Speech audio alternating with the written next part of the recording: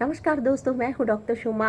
मैं एक homeopathic doctor हूं। आज के इस वीडियो में आप लोगों के साथ वायरल फीवर क्या है और वायरल फ्लू क्या है उसके बारे में कुछ जानकारी देना चाहती हूँ। वायरल फीवर होने से आप कैसे कुछ होम्योपैथिक मेडिसिन से उसको ओवरकम कर सकते हैं, इस वीडियो में मैं वही शेयर करने जा रही हूँ। वायरल फीवर जिसमें antibiotic medicine does not play any role, तो आप घर में क्या क्या होम्योपैथिक मेडिसिन रख सकते हैं which is very safe for you, और कैसे आप उसको घर में ही मैनेज कर सकते हैं और क्या क्या डाइट ले सकते हैं, कैसे पहचानेंगे, मैं इस वीडियो में मैं वही बोलने जा रही हूँ। So keep watching my this video till the and.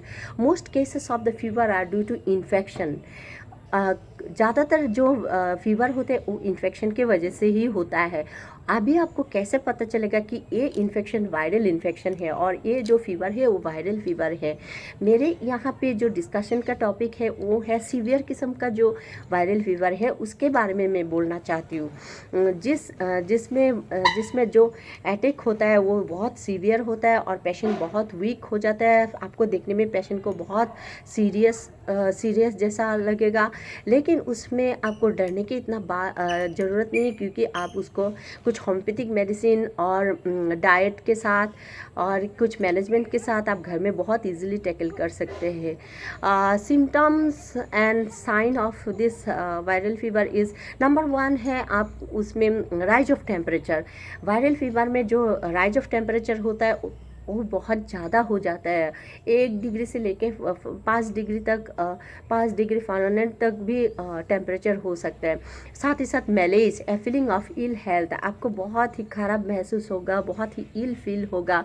And number 3 is anorexia, loss of appetite, आपको भूख बिल्कुल ही नहीं लगेगा, बहुत कम लगेगा।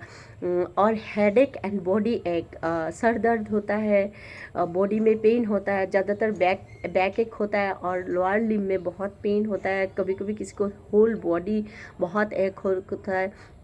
cold and hot feelings and rigor shivering due to the vasoconstriction in the skin associated with the rise of temperature। आपका बुखार बढ़ जाने की वजह से आपका जो vasoconstriction होता है उससे आपको कभी कभी बहुत ही ठंडा लग जाता है, कभी कभी बहुत गर्मी लग जाता है और शिवरिंग स्टार्ट हो जाता है। कभी कभी कन्वल्शन होता है।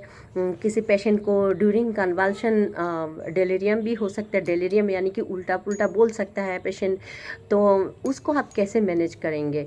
ड्राई कफ रहता है किसी किसी में, या किसी को रनिंग नोज़ रहता है और स्नेजिंग रहता है, कुछ भी मतलब जो कॉमन फीवर का सिम्टम है वही आपको ज़्यादा वायलेंट अटैक में जो आएगा वही वायरल फीवर है। आपको ऐसे ही सर्दी खांसी जब होता है ये सब सिम्टम थोड़ा बहुत रहता ही है, लेकिन जब वायरल फीवर होता है, वायरल अटैक होता है, तो सिम्टम कुछ ज़्यादा ही बढ़ जाता है, वही वायरल फीवर है। और आप चाहे तो किसी आसपास के किसी डॉक्टर को आप दिखा सकते हैं कि ये वायरल फीवर ही है।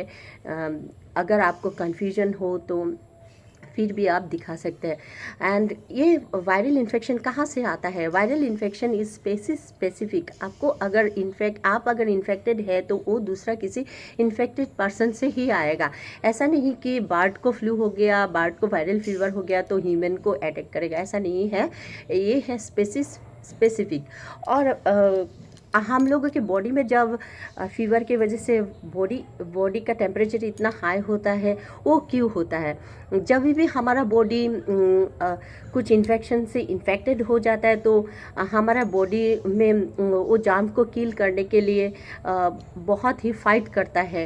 When we get infected with germs, our body attempt to kill the germs, it raises the body temperature. और ये जो बॉडी टेम्परेचर बढ़ जाता है ये एक मैकेनिज्म है टू सेव आवर बॉडी। ये बॉडी टेम्परेचर को राइज करके जो हमारा बॉडी है वो जर्म्स को किल करने के लिए बॉडी का जो टेम्परेचर है उसको राइज कर देता है ताकि जर्म्स इजीली मर जाए।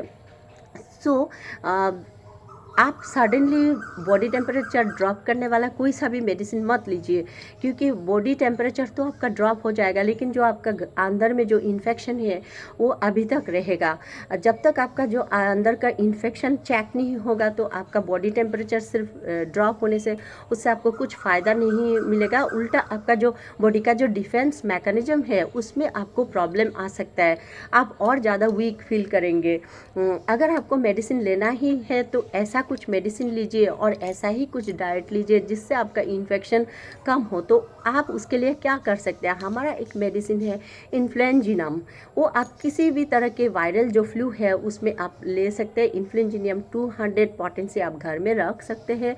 आप बच्चे लोगों से लेके जवान बच्चे, यंग या ओल्ड एज का किसी भी एज के पर्सन को आप ये मेडिसिन दे सकते हैं इन्फ्लुएंजिनम।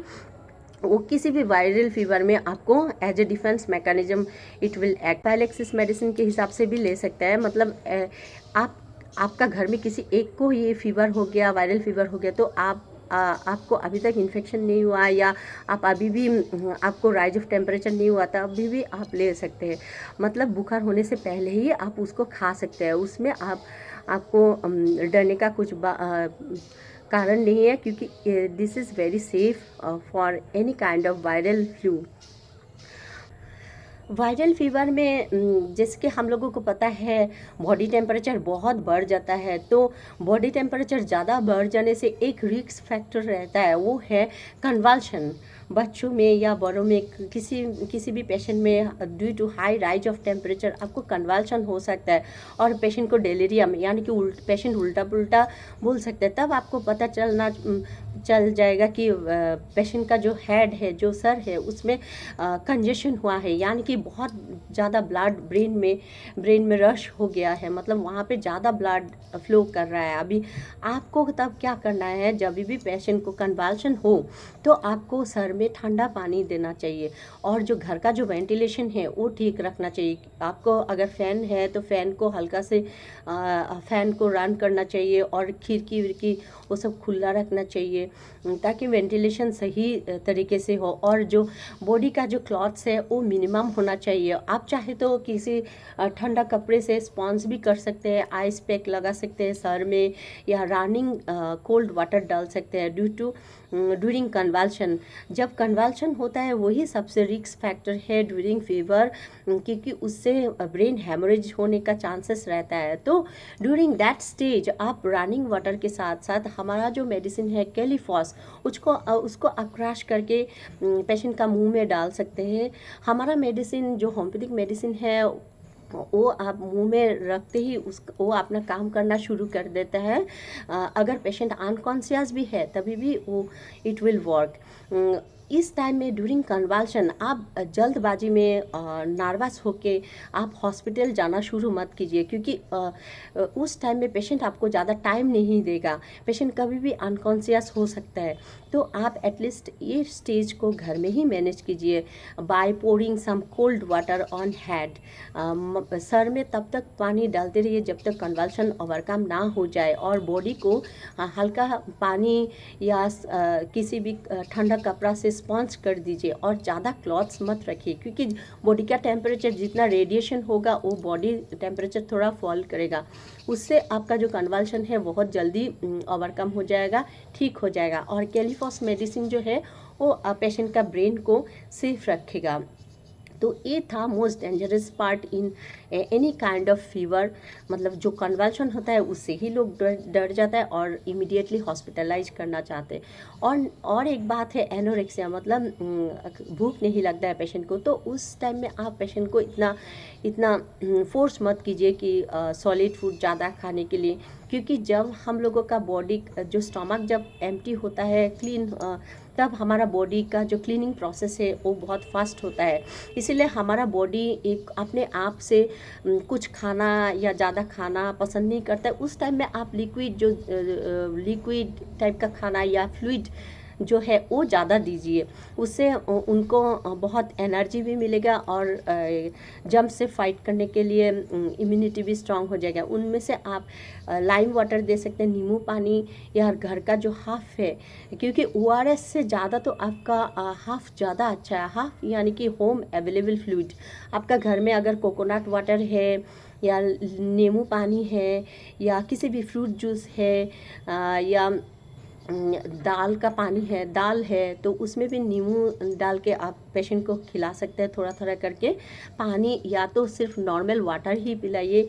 आप ये ध्यान रखिए पेशेंट को अढ़ाई घंटे या 2.5 घंटे के बाद यूरिन हो रहा है, तब उनका मतलब it indicate that patient is not suffering from dehydration. Patient को डिहाइड्रेशन ना हो तो ऐसा फ्लूइड खिलाते रहिए।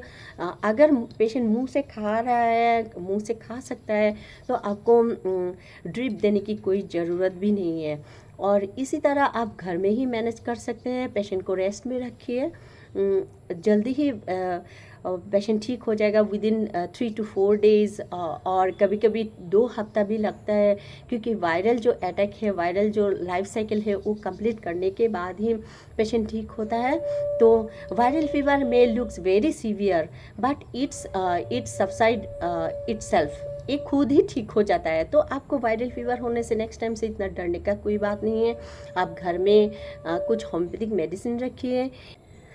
वायरल फीवर होने से आप ध्यान दीजिए कि आपका जो डाइट है उसमें विटामिन सी रहने वाला फूड ज़्यादा हो, because vitamin C fight any kind of infection. आप किसी भी तरह का जो इन्फेक्शन है उसमें आप लाइम वाटर, फ्रूट जूस, या स्पेशली जो मौसम्बी का जूस या ऐसा टाइप का सिट्रस फ्रूट्स जो है वो सब आप ज़्यादा ले सकते हैं, ताकि आपका बॉडी का जो इम्यूनिटी है वो बहुत स्ट्रॉन्ग हो जाए और आपका बॉडी इन्फेक्शन से बहुत ईजीली फाइट कर सके, और आपका जो डिजीज़ है वो बहुत जल्दी ओवरकम हो जाए, ठीक हो जाए।